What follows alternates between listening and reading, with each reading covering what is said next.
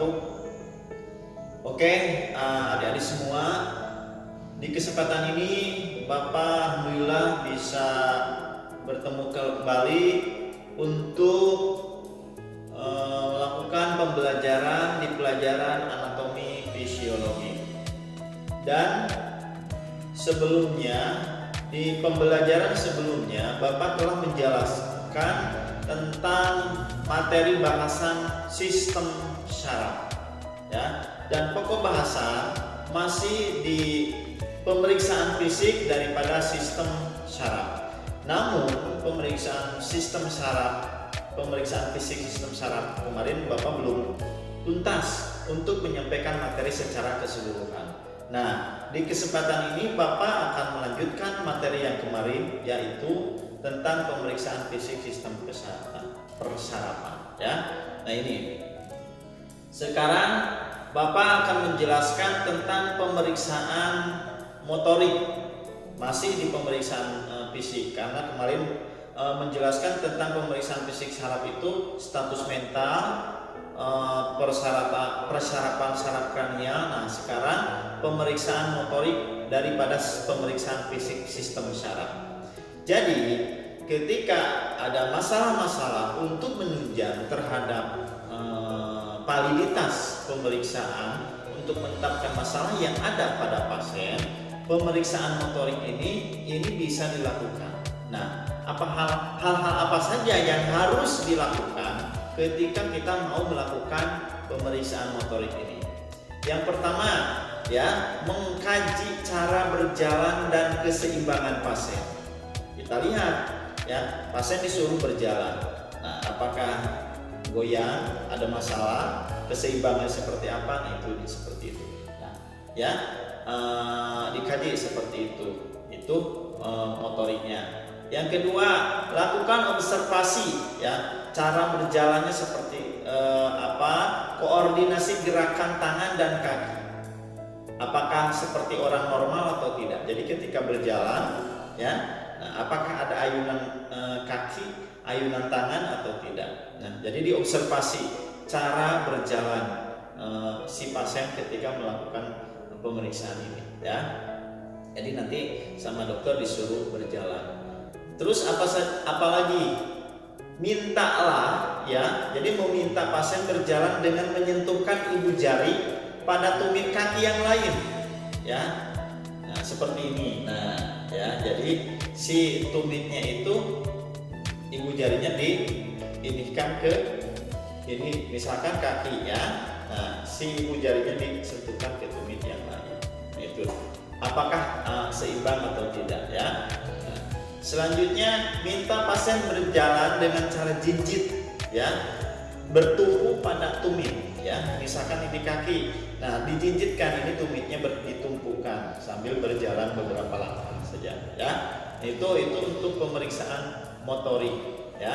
Nah, dalam pemeriksaan motorik itu bisa dilakukan dengan cara apa saja, di samping dengan cara barusan yang Bapak jelaskan, yaitu dengan tes Romberg dan juga tes pronasi dan supinasi. Nah, seperti ini, ya. Tes Romberg dan tes pronasi dan supinasi, ya. Tes Romberg, ya, yaitu melakukan pemeriksaan dengan jari hidung dengan mata terbuka dan tertutup. Evaluasi perbedaan yang terjadi. Jadi mata ditutup sambil terbuka dan tertutup, ya. Nah, terbuka, tutup. Nah, jadi si mata sambil merem, sambil terbuka, ya. Tapi jarinya sampai ke hidung. Nah, apakah ada perbedaan yang terjadi? Kalau memang tepat, kalau memang benar, nah itu berarti tidak ada masalah, ya, dari sistem persarafannya. Itu namanya tes Romberg, ya. Nah, selanjutnya tes pronasi dan supinasi. Nah, tes pronasi dan supinasi ini dilakukan dengan cara apa saja? Pronasi itu berarti tengkurap, supinasi terlentang, ya. Nah, pertama meminta pasien untuk duduk dulu ya. Pak, minta pasien duduk dulu dan meletakkan telapak tangan di atas paha. Jadi sambil duduk ya, sambil duduk diletakkan ya di atas pahanya. Nah, selanjutnya pasien diminta untuk melakukan pronasi dan supinasi bergantian dengan cepat. Ya, pronasi dan supinasi. Jadi tengkurap dan terlentang itu pronasi. Contoh ini duduk. Nah, itu langsung itu ini langsung ya. Nah, jadi ini duduk. Nah, di pronasi supinasi, pronasi supinasi sambil duduk ya di tempat tidur. Nah, seperti ini ya. Nah, itu yang kedua melakukannya. Langsung melakukan pemeriksaan atau memeriksa observasi kecepatannya sejauh mana, iramanya ya, dan kehalusan gerakannya ketika melakukan tes pronasi dan supinasi. Dan meminta pasien tidur pada posisi supin. Jadi, nah ketika posisi supin, posisi gini, pas waktu duduk, ya. Nah, diminta seperti itu, lalu menggesekkan tumit telapak kaki kiri sepanjang tulang tibia tungkai kanan di bawah lutut sampai ke pergelangan kaki. Jadi ini misalkan kaki ya. Nah, si telapak tumit yang satunya lagi itu disentuhkan. Nah, ke sini langsung ke atas.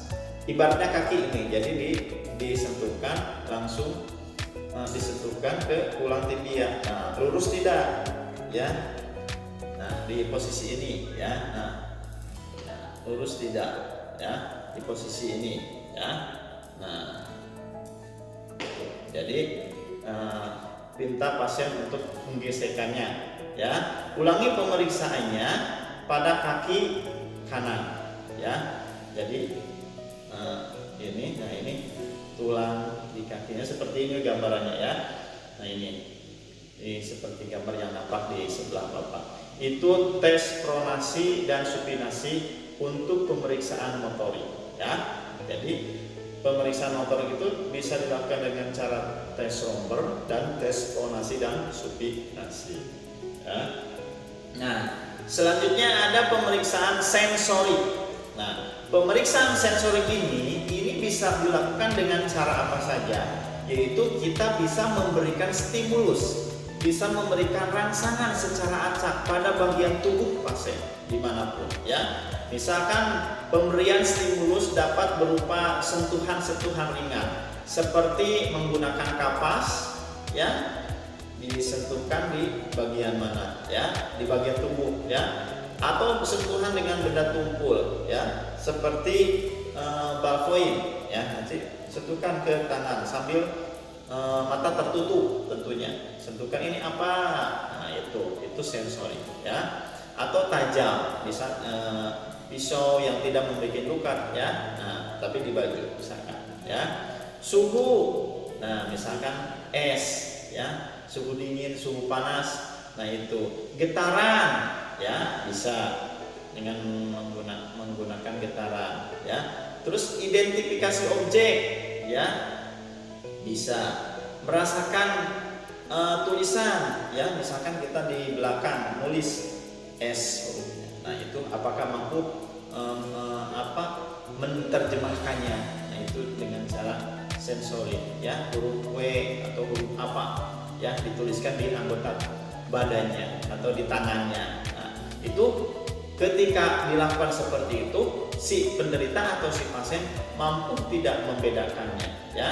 Kemampuan untuk mengidentifikasi bagian tubuh yang diberi sentuhan tadi, yang diberi rangsangan tadi, dengan tentunya matanya dalam kondisi tertutup, ya. Nah, selanjutnya, nah ini untuk memeriksakan pemeriksaan fisik pada sistem persarapan bisa juga digunakan melakukan pemeriksaan refleks. Nah, pemeriksaan gerak refleks pada pasien tentunya dilakukan dengan pemeriksaan bagian tubuh yang ada. Pertama, dengan memberikan rangsangan pada bicep, otot bicep, ya. Nah, pasien pertama diminta untuk duduk dengan rileks, ya, dan letakkan kedua lengan di atas paha, ya. Dukung lengan bawah pasien dengan tangan yang non dominan. Lakukan, ya, dengan meletakkan ibu jari non dominan di atas tendon bicep. Pukul bicep itu dengan refleks hammer pada ibu jari dan observasi kontraksi otot bicepnya, ya. Nah, seperti ini, ya. Jadi nanti sambil duduk, nah ini ditekan, langsung dipukul ininya, ya, otot bicepnya. Ini otot bicepnya ini, ya. Nah, apakah ada refleks tidak di sikunya itu ketika memukul otot bicepnya ini, ya, dengan pukulan hammer itu, ya, itu bicep. Nah, yang kedua dengan tricep. Nah, kalau tricep pasien diminta sama dulu, ya, dukung siku, ya, didukung sikunya dengan non dominan, ya. Nah, ini kalau tricep ini otot ini. Nah, ini otot tricep, nanti dipukul dengan refleks hammer pada prosedur, ya, yang pada prosesus olecranon, ya, ini proses olecranon, observasi kontraksi otot tricep setelah dilakukan pemukulan oleh refleks hammer, ya. Nah, apakah sikutnya ini refleks, ada gerakan atau tidak setelah ada pemukulan. Nah, ini tricep namanya, itu refleks tricep, ya. Nah, selanjutnya ada refleks brachioradialis, ya, brachioradialis. Nah, refleks brachioradialis ini diminta sama duduk dan meletakkan kedua tangan di atas paha, ya, dengan tentunya posisi pronasi, telungkup, ya. Pukulan hammer di atas tendon, ya, brachioradialis itu kurang lebih 23 cm, ya, dari pergelangan tangan, ya. Nah, dari pergelangan tangan, observasi posisi fleksi dan supinasi telapak tangannya ketika ini dipukul, ya. Nah, ini brachioradialis. Nah, seperti ini gambarnya, ini brachioradialis. Jadi dipukul dengan refleks hammer. Apakah ada rangsangan di pergelangan tangannya atau tidak, ya. Selanjutnya ada patellar, ya. Refleks patellar itu adalah sama, ya, diminta pasien duduk dengan lutut digantung, ya. Jadi misalkan duduk, ya, lutut digantung, ya, sambil fleksi. Nah, ini gambarnya seperti ini, ya. Palpasi lokasi patella, ya, nanti di patellanya di bagian kaki sini dipukul refleks hammernya itu, refleks hammer itu, dan perhatikan ekstensi, ya, dipukul ini lututnya. Nah, ketika ada refleks atau reaksi-reaksi yang ada berarti menunjukkan berarti bisa menerjemahkan keadaan yang ada, itu namanya patella, ya. Selanjutnya ada masih pemeriksaan refleks, yaitu tendon Achilles. Nah, pemeriksaan ini dilakukan dengan cara memegang telapak kaki pasien. Nah, dengan tangan, ya, bagian kakinya itu diangkat, ya, dibantu, ya. Nah, seperti ini dibantu. Nah, nanti menggunakan refleks hammer, ya, di bagian belakang kaki nanti dipukul, ya, tendon Achillesnya, ya. Nah, itu pemeriksaan refleks. Juga bisa pemeriksaan plantar. Nah, pasien diminta pemeriksaan plantar ini untuk tidur terlentang, jadi disuruh tidur dulu dengan kedua tungkai sedikit eksternal rotasi, ya. Stimulasi telapak kaki pasien dengan ujung tajam refleks hammer. Kan di refleks hammernya itu ada yang tajam, ya.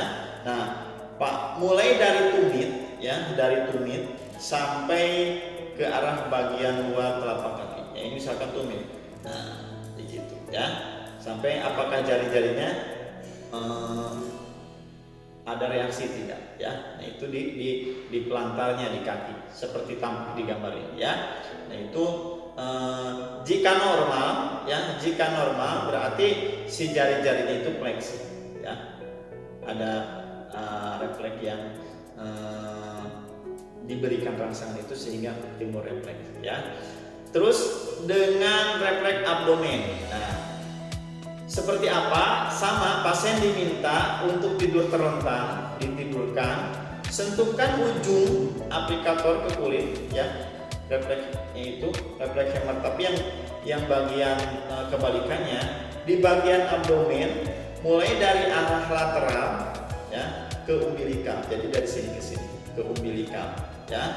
Observasi kontraksi otot abdomen ya, dan lakukan prosedur tersebut pada keempat area perut. Ini kan umbilikul ya, pusat. Nah, kita dibagi jadi 4. Nah, berarti ke sini. Ini bagian atas kanan ya, bawah kiri ya. Jadi ini posisinya 1 2 3 4 di tengah-tengah. Jadi dibagi. Nah, itu dilakukan refleks. Namanya refleks abdomen. Itu untuk pemeriksaan fisik sistem saraf di refleksnya ya. Selanjutnya, nah ini pemeriksaan khusus sistem persarapan. Nah, pemeriksaan khusus ini umumnya dilakukan untuk mengetahui rangsangan selaput otak ya, rangsangan selaput otak dengan pemeriksaan apa saja. Nah, jadi ketika selaput otaknya bermasalah, maka harus dilakukan pemeriksaan khusus sistem persarapan. Pertama ada yang namanya kaku kuduk ya. Nah, kaku kuduk ini terjadi jika leher ditekuk secara pasif ya, leher ditekuk secara pasif dan disuruh menyentuh dagunya itu ke dalam dada ya. Nah, kalau tidak dapat menempel berarti positif kaku kuduknya itu ya. Ambil dulu dagunya disuruh tempelkan sampai tidak ke dada. Nah, itu namanya kaku kuduk ya. Yang kedua tanda Brudzinski 1. Nah, tanda Brudzinski ini pemeriksaannya seperti apa? Dengan cara meletakkan satu tangan di bawah kepala pasien dan tangan yang lain di dada pasien untuk mencegah badan tidak terangkat ya. Nah, ini ketika kepala pasien difleksikan ke depan secara pasif. Nah, jika positif itu namanya Brudzinski ya. Positif seperti apa hasilnya? Jika kedua tungkai bawah akan fleksi pada sendi panggul dan sendi lutut. Nah, seperti ini ya. Ini tanda Brudzinski ya. Dilakukan pada pasien yang mengalami gangguan saraf ya. Selanjutnya seperti apa lagi? Nah, ini tanda Brudzinski 2, yaitu tanda Brudzinski 2 itu bila fleksi tungkai pasien pada sendi panggul secara pasif akan diikuti oleh fleksi tungkai lainnya pada sendi panggul dan lutut. Jadi tidak hanya tungkai ini, ya, tungkai yang satunya juga akan mengikuti fleksi ya, si tungkainya ya, si lututnya ke atas ketika dada pasien diangkat ya. Nah, itu tanda Brudzinski ya. Selanjutnya ada tanda Kernig ya. Nah, Kernig ini pemeriksaan dilakukan dengan fleksi tungkai atas tegak lurus, lalu coba luruskan tungkai bawah pada sendi lutut.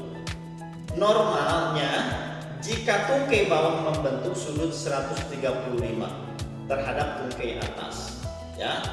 Nah, ketika disebut Kernignya positif jika ekstensi lutut pasif akan menyebabkan rasa sakit terhadap hambatan. Jadi kalau ditekukan, nah itu si pasiennya merasa kesakitan ya, tentu bereaksi ya. Nah, ini namanya tanda Kernig.